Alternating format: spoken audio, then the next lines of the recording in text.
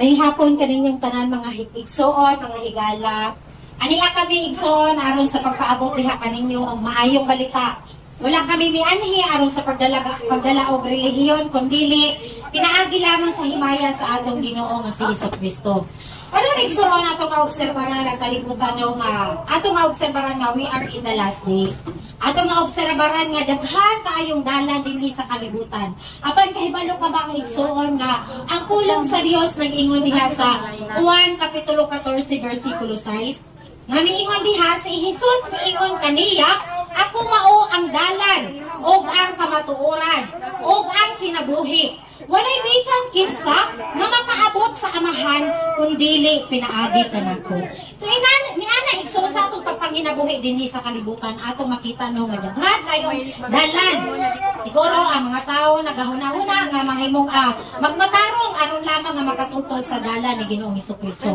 Apan ang pulong sa Dios nag-ingon nagsuon nga mao kini ang gospel ni Jesus Christ sa diha nga mianhi siya dinhi sa kalibutan dinhi sa John 14 verse 6 nga mingon siya si Jesus mingon kaniya, ako mao ang dalan ang kamatuoran ug ang kinabuhi. Kining tulo ka words igsoon, this is a very important sa atong kinabuhi usab.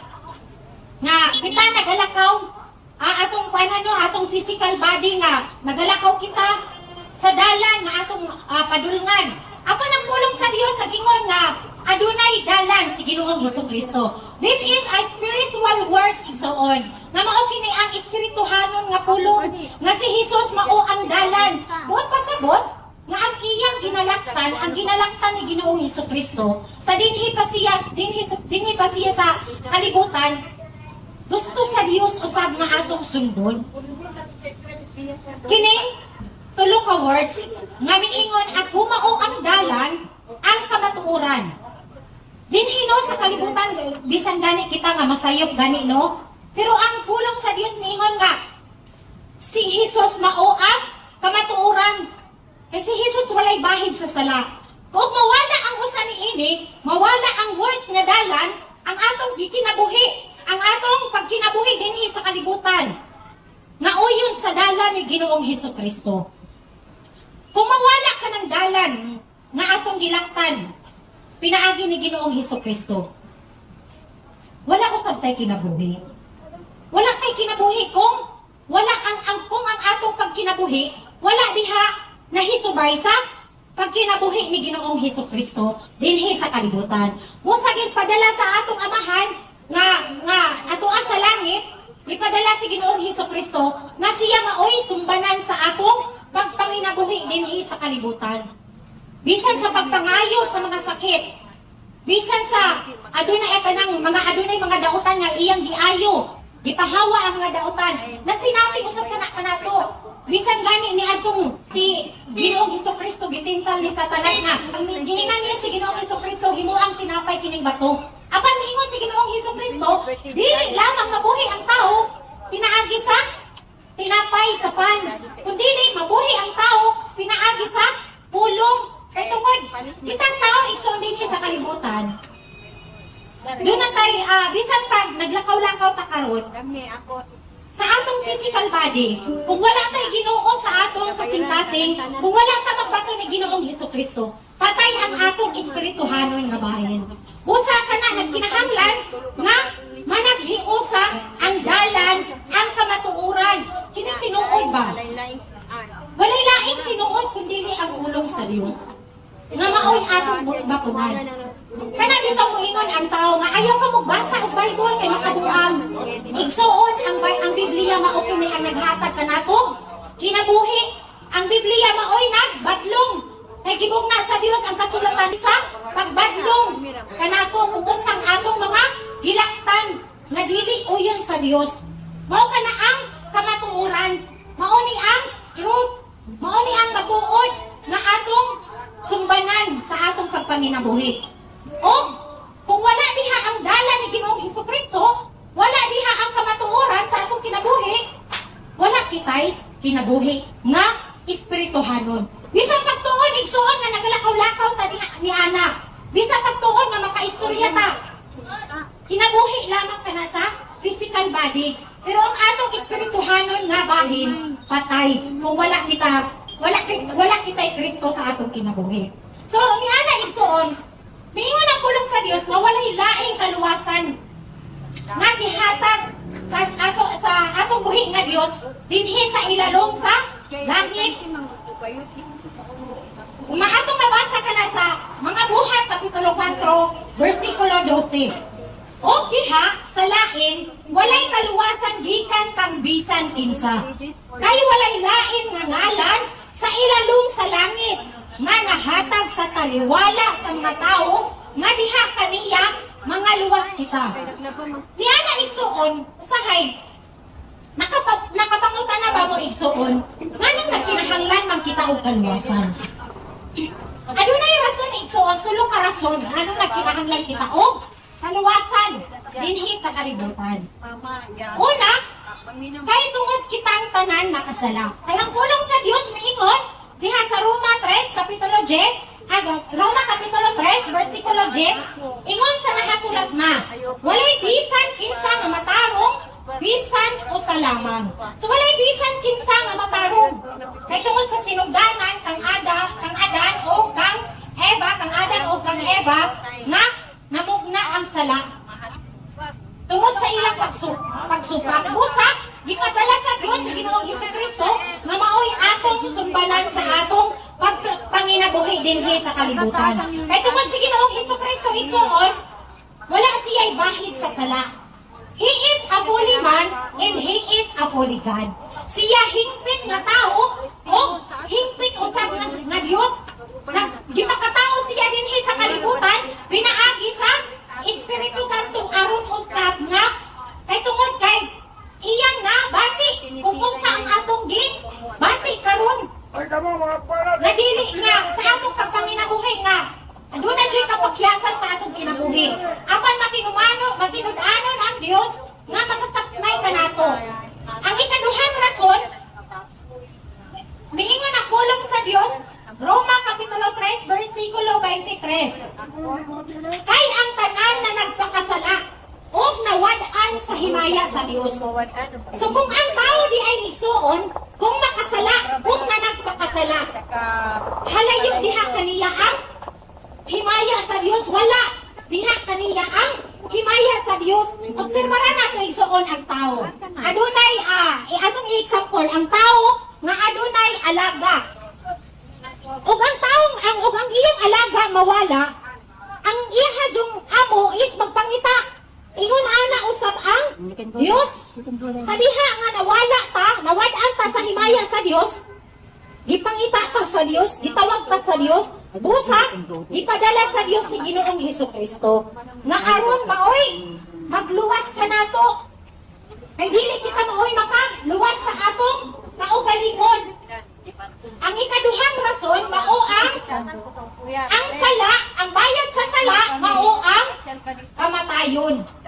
Kung mo trabaho ta igsuon kung sa may bayad, di ba bayaran man ta og kwarta? Apan ang tao nga nagpakasala, aduna usab bayad. Ang pulong sa Dios miingon sa Roma 6 versikulo 23, kay ang bayad sa sala mao ang kamatayon. Apan ang walay bayad nga hatag sa Dios mao ang kinabuhi nga walay katapusan nga anaa kang Kristo Jesus nga atong Ginoo. So kining atong physical body igsoon, walang exempted niini sa kamatayon. Mabata man, matigulang, dili nato angay ikabalaka kung kita mamatay. Kay tungod ang atong kinabuhi dinhi sa kalibutan, lumalabay lamang. Apan unsa man kini nga kamatayon igsuon ang nag-ingon dinhi. Kay ang bayad kuno sa sala mao ang kamatayon. Igsuon kung ang tao nga anaa sa pagpakasala, bisan magtuon nga mamatay ang lawas, apan adunay ikaduhang kamatayon. Nga mao ang atuha dito sa impyerno.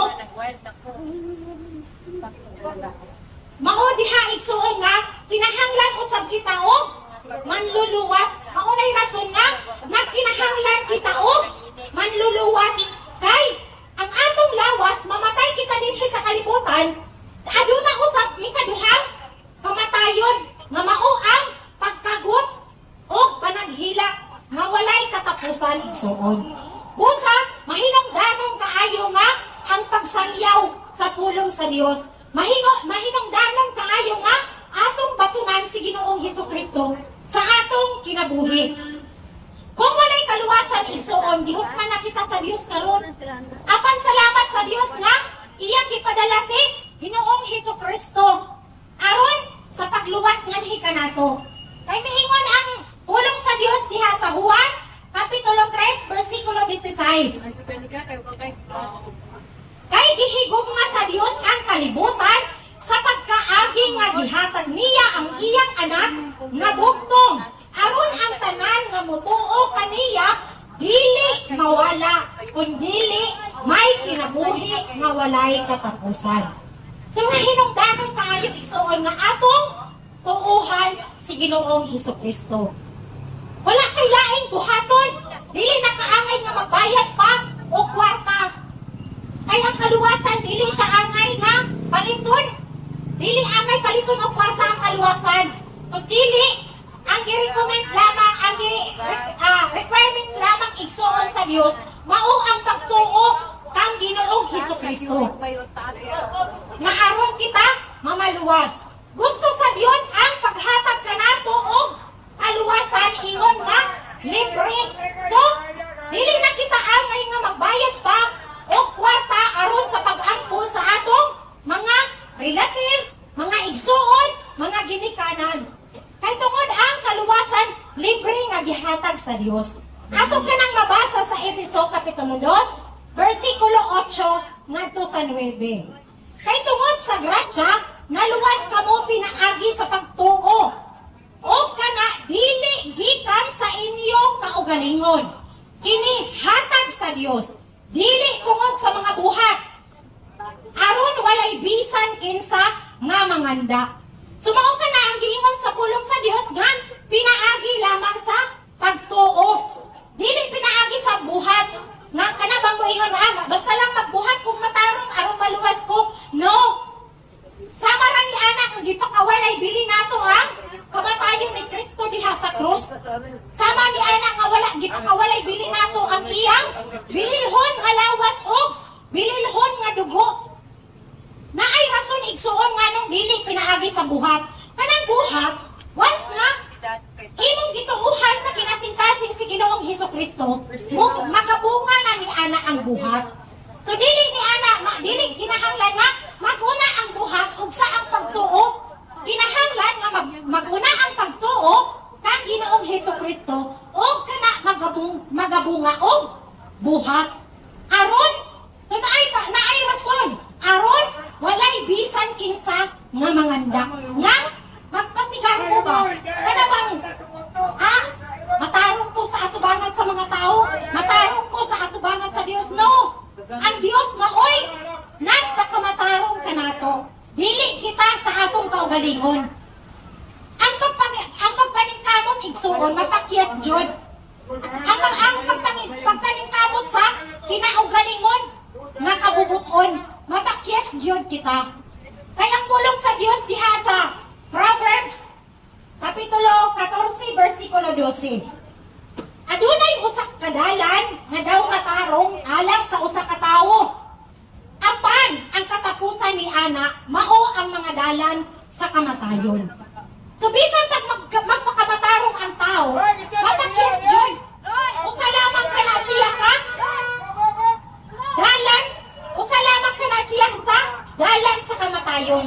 Apan kung imong tuuhan sa kinasing-kasing si Ginoong Hesukristo, ingon nga Ginoo o nabanhaw siya gikan sa mga minatay, mamaluwas ikaw, mamaluwas kita. Miingon ang Titus Kapitulo 3, versikulo 5 on sa sign. Dili gikan sa mga buhat sa pagkamataro nga atong ginapamuhat.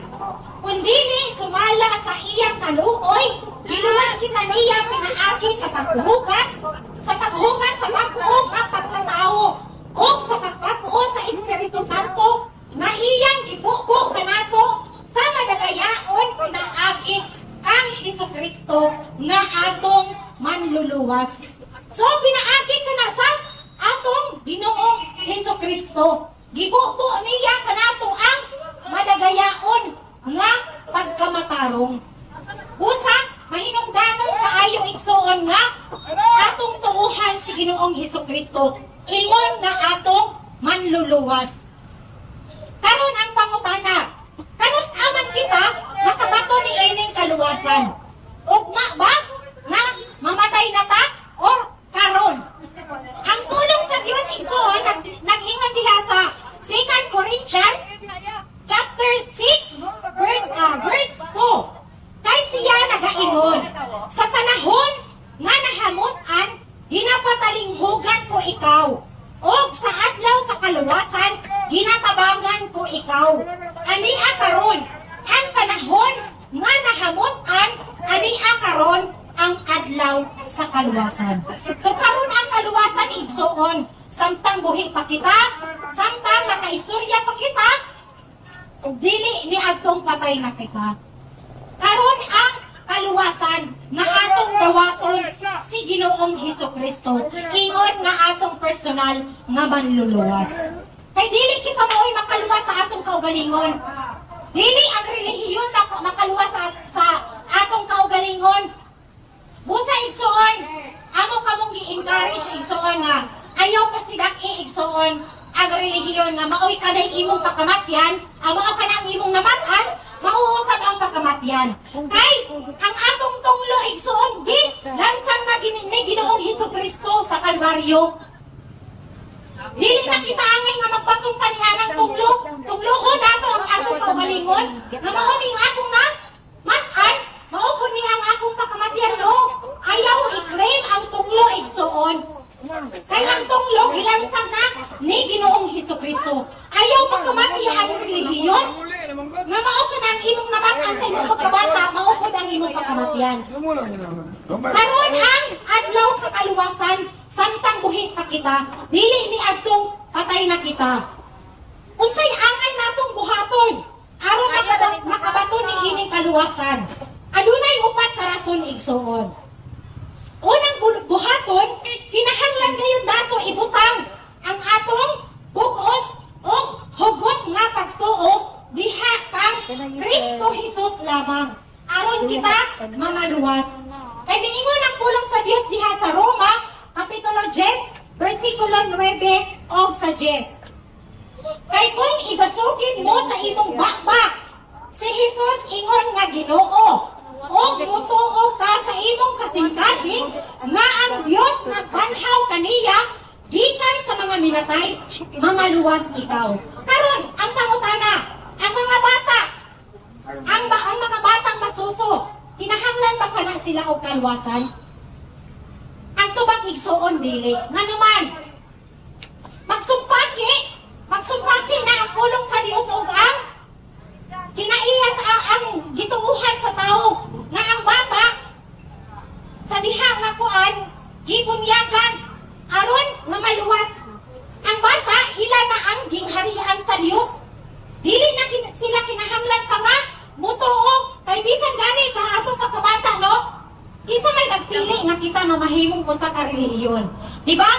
Ang atong ginikanan sa kaniadto nga mao ka na ang gibatunan sa mga tao karon nga maunay namatan maoy pagkamatyan. Ang mga ginikanan maoy nagpili ni ana. Bisan ang mga batang masuso dili makalitok og mama. Unsa na lang kaha sa kaluwasan? Kaya kaluwasan biingon kay kung igasugid ka na bang i-confess. Igasugid mo sa imong bakba si Jesus ingon nga Ginoo. Ang bata dili makakonfess ni ana. Ang bata dili makasulti ni ana nga si Ginoong Hesukristo mao ang Ginoo. Og mutuo ka sa imong kasing-kasing nga ang Dios nagbanhaw kaniya gikan sa mga minatay. Mamaluwas ikaw. So, dili makatuo ang bata ni ana nga nabanhaw si Ginoong Hesukristo. Kay matod sa pulong sa Dios, ilang ang gingharian sa Dios. Accepted sila sa kaluwasan. Miingon din sa versikulo 10, kay uban sa kasing-kasing ang tao gituo. So inubanan ka na sa atong kinasing-kasing at pagtuo. So usahay din ang tao nga God, isira kaayo nga moingon nga. Parihas ra ta pagtuo. Parihas ra ta Ginoo. Parihas ra ta gituuhan. Pero wala sa kinasing-kasing. It's easy to say nga adunay pagtuo ang tao, pero dili kinasing-kasing. Miingon din ha nga kay uban sa kasing-kasing ang tao mituo ngadto sa pagkamataron. Igsuon ang tao igsuon was nga aduna siya kinasing-kasing nga pagtuo, magabunga kayod kanaog pagkamatarong. Kung anaa pa ang pagkadautan ni ana, wala diha ang kinasing-kasing nga pagtuo. Anaa pagkapanahubog, ang anaa ang pagpanigarilyo, anaa ang pagpamalikas, anaa ang pagtunglo sa isig katao. Anaa pa diha ang Dios igsoon? Wala. Mao ka na ang giingon din nga kay uban sa kasing-kasing ang tao nituo ngadto sa pagkamatarong. So magabunga ka na siya og pagkamatarong og uban sa baba may pagsugid nga ginabuhat ngadto sa kaluwasan. Anha igsuon nga atong madawat igsuon importante kaayo nga atong dawaton si Ginoong Jesucristo. Ikaduhang rason, kinahanglan gayon igsuon nga maghinulsol kita. So giawhag kita sa Dios karon nga samtang buhi pa kita nga maghinulsol. Kining words nga paghinulsol, dili lamang kini siya ingon nga ato nga musulti ka Lord. Pasaylo ako sa akong mga sala unya pagkaunya dayon pagkaugma. Balik na pud sa pagpakasala. Igsuon ang pag-repent, igsuon ang paghinulsol. Inubanan ka na sa imong pag-aksyon, dili lamang sa imong pag-sulti. It's easy to say nga, Lord, pasaylo ako, pero pagkaunya, naanapot sa pagpakasala. Tumiingon ang pulong sa Dios diha sa mga buhat, Kapitulo 20, versikulo 21, nga nagapamatuod sa mga Hudyo o sa mga Grisyahanon o sa paghinulsol ngadto sa Dios o sa pagtuo sa atong Ginoong Hesukristo. Nagapamatuod sa mga Hudyo, kita dili ng sa Hudyo. Kita hentel ta. Busa, walay pili ang kaluwasan. Mahudyo ka man, mahentel ka man, anaa ang kaluwasan. O ang Diyos na nga, ang Diyos igsoon, panuktok sa inyo kasing-kasing, kung inyo ba siyang gawaton. Hallelujah. O ang Diyos